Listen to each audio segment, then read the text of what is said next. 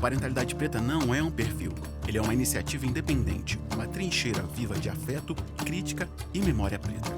Aqui eu não crio conteúdo, eu construo possibilidades. E se você deu o play, você entrou nessa construção. Então assume, você também é responsável por manter esse espaço de pé.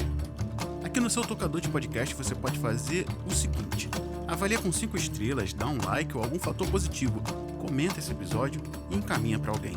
Essa série não é patrocinada por nenhuma plataforma. Ela nasce do compromisso com a racialidade preta, com a necessidade de dizer o que precisa ser dito, mesmo que isso não renda like nem contrato. Irredutivelmente Negro é uma série que não romantiza o mártir e nem pasteuriza o revolucionário. A gente vai juntos atravessar as fraturas do mundo colonial. Não vou te prometer cura, mas também não vou permitir o silêncio. Eu te garanto, a consciência vai chegar por qualquer meio necessário. Eu sou Diego, pai de Benjamin, Aurora e esposo de Tatiane, e esse é o especial Fanon, Irredutivelmente Negro. Capítulo 6, Colonialismo, parte 2. Tendo sido a França derrotada pela Alemanha na Segunda Guerra, o Antiliano assistia, num certo sentido, o assassinato do pai. Essa derrota nacional poderia ter sido vivida como foi na metrópole, mas uma boa parte da armada francesa ficou bloqueada nas Antilhas durante 4 anos de ocupação alemã. Eu já te contei essa história, você sabe. E essas são palavras de Fanon no seu ensaio Antilianos e Africanos, que a gente estava falando e debatendo aqui no último episódio. Ele continua, abre aspas, quero chamar a atenção do leitor. Julgo que é necessário compreender a importância histórica desses 4 anos. E aqui vai ela novamente, só que agora com a profundidade que Francis Fanon podia dar ao assunto. E ela é a seguinte.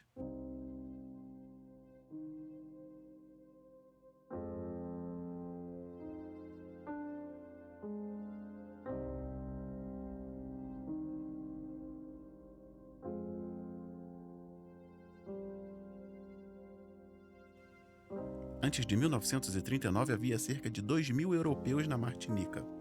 Esses europeus tinham funções definidas, estavam integrados na vida social, estavam interessados na economia do país.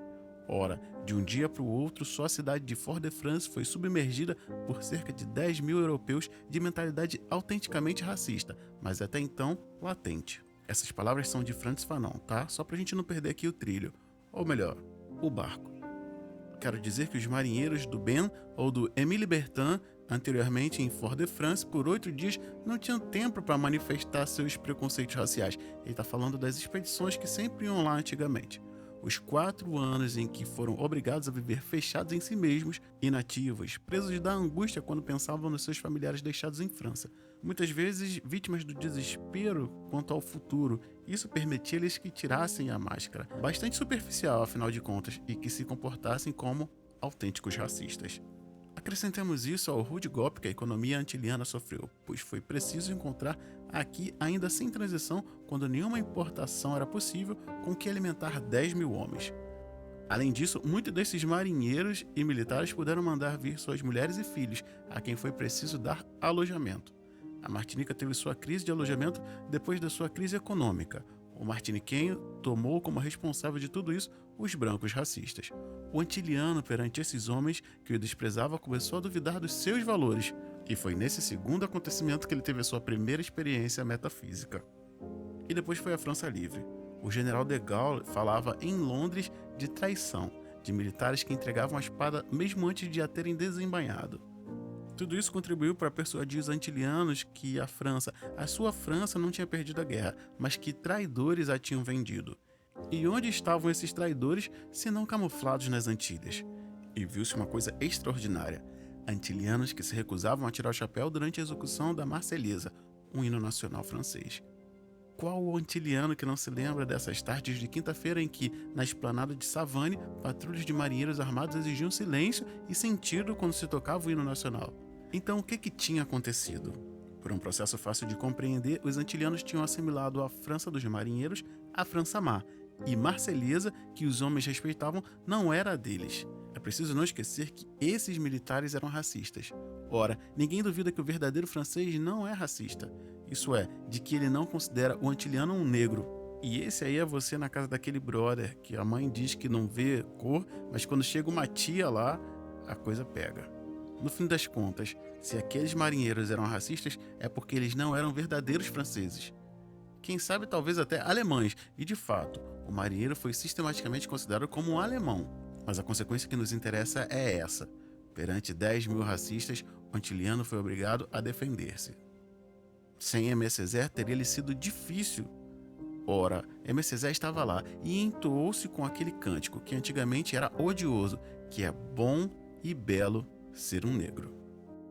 E durante 2 anos o Antiliano defendeu passo a passo a sua cor virtuosa e dançava sem saber por cima do precipício, porque, enfim, se a cor negra é virtuosa, serei tanto mais virtuoso quanto mais negro for. Então saíram da sombra os muitos negros e os bleus e os puros.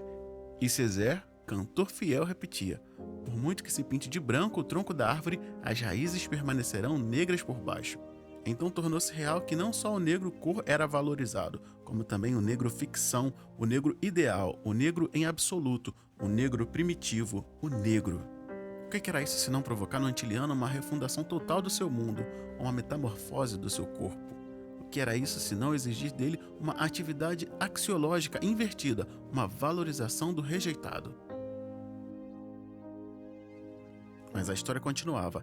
Em 1943, fatigados por um ostracismo que não estavam habituados, irritados, esfameados, os antilianos repartidos antigamente por grupos sociológicos fechados rebentaram com todas as barreiras.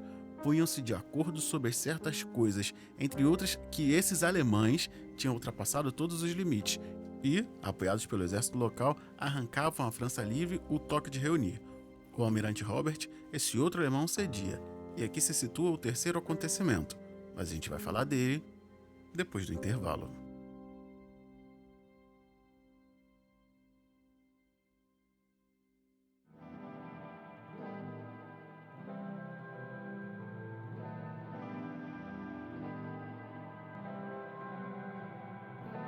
E se você pudesse fazer parte de algo que transforma vidas? Saudações, eu sou Diego, pai, esposo, educador parental, e agora, nesse momento do episódio, eu quero te fazer um convite direto: participar de um movimento que está redesenhando a parentalidade preta no Brasil. A parentalidade preta nasceu da urgência de responder perguntas que muita gente evita. Por exemplo, como quebrar ciclos de racismo dentro de nossas casas, como fortalecer mães e pais pretos sem romantizar a sobrecarga e como educar crianças negras com afeto, dignidade e consciência racial. Se essas perguntas te atravessam é porque você já faz parte disso. E agora é hora de se comprometer com esse futuro.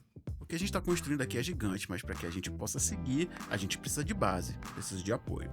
Apoiar a Parentalidade Preta é garantir que o podcast continue no ar com a qualidade e com a frequência, que as rodas de conversa se ampliem e cheguem mais famílias, que a gente siga produzindo conteúdos que acolhem, provocam e libertam, que a gente possa remunerar com dignidade quem tem trabalhado de forma voluntária e que a gente possa caminhar rumo ao nosso sonho, um espaço físico de cuidado e ancestralidade. E você pode se comprometer com isso com o valor de 2 bebidas por mês, quaisquer que sejam elas. É simples, consciente e transformador. Para isso, eu cadastrei uma campanha de financiamento coletivo lá no Apoia-se. O link é o apoia.se/aparenta, que está marcado na descrição desse episódio que você está ouvindo agora. Se faz sentido para você continuar fazendo com que o Parentalidade Preta cresça e mais iniciativas como essa, desse especial e outras trocas aconteçam por aqui, considere apoiar o Parentalidade Preta. O link eu já falei, o apoia.se/aparenta. Basta você clicar no link que está na descrição desse episódio, escolher uma faixa de valor de apoio que caiba no seu bolso e você não vá se enrolar financeiramente, manter isso aqui funcionando e começar agora a investir no futuro do Parentalidade Preta. Bom, e se você já faz parte disso, esse especial só está acontecendo porque você me ajuda a manter tudo isso aqui funcionando. Eu preciso muito te agradecer. Muito obrigado de coração a você que já apoia o Parentalidade Preta. E isso tudo aqui acontece para que a sociedade veja a luz em homens escuros. E a gente volta agora com a segunda parte do nosso 6º episódio do nosso especial Fanon, irredutivelmente negro, aqui no Parentalidade Preta.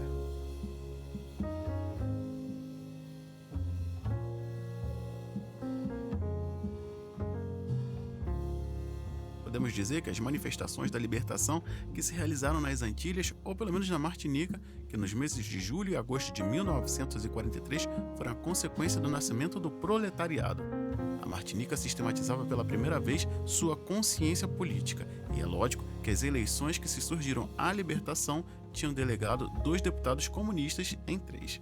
Na Martinica, a primeira experiência metafísica, ou se preferirmos ontológica, se conclui com a primeira experiência política. O proletário martiniquenho, esse era um negro sistematizado.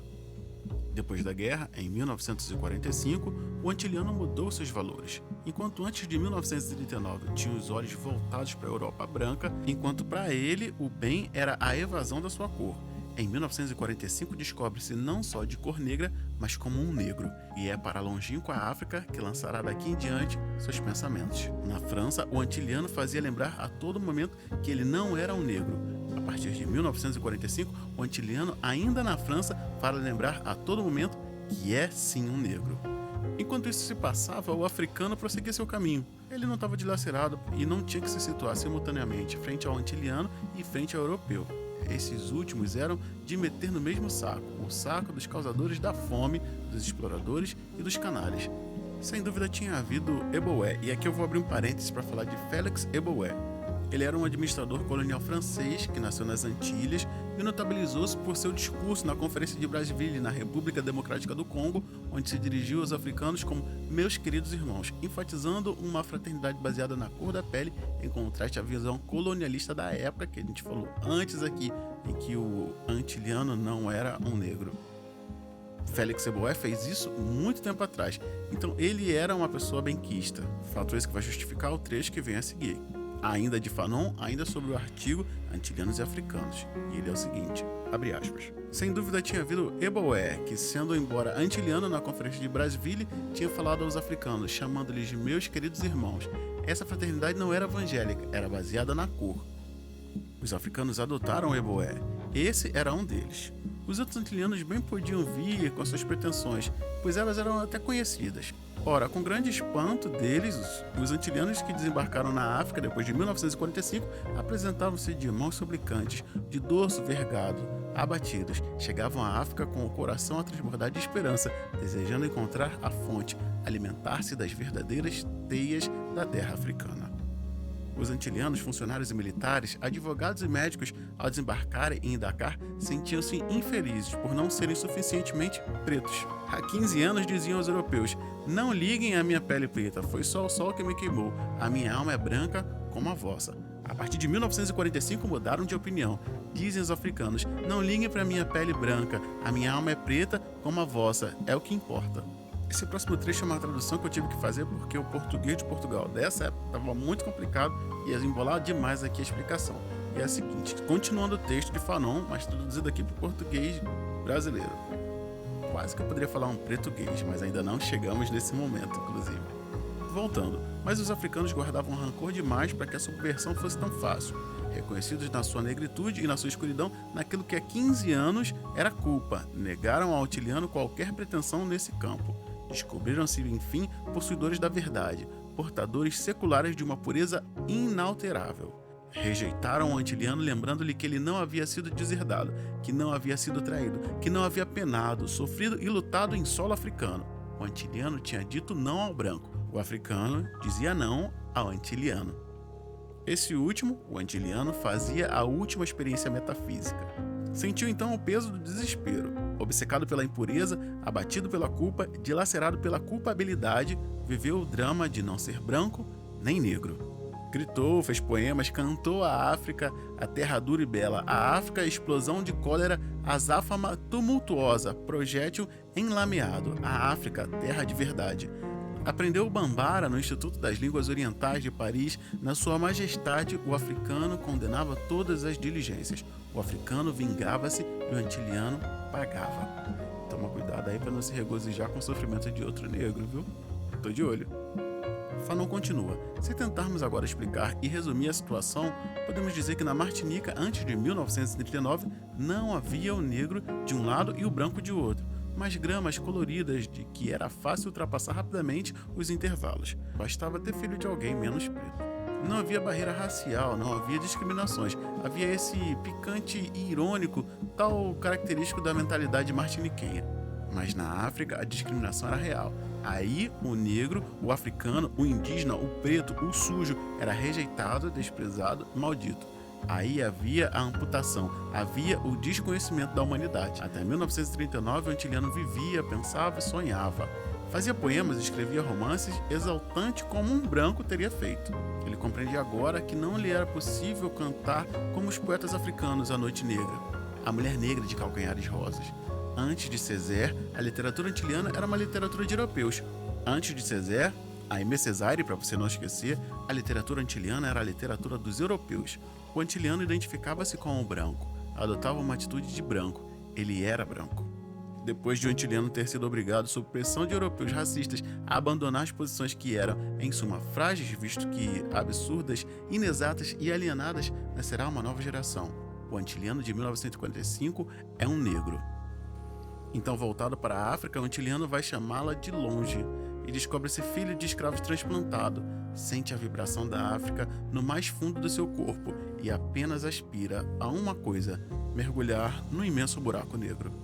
O que a gente pode concluir aqui é que depois do atravessamento do racismo, de fato, o negro antiliano se percebeu como negro. Assim como você que estiver lá naquele rolê só vai entender que é o único preto do rolê depois que foi discriminado. Fanon teve uma forma mais rebuscada de dizer isso, e ele disse: parece, pois, que o antiliano está após o grande erro branco e está agora em vias, pronto para viver a grande miragem negra. E a gente vai um pouco mais a fundo no próximo episódio.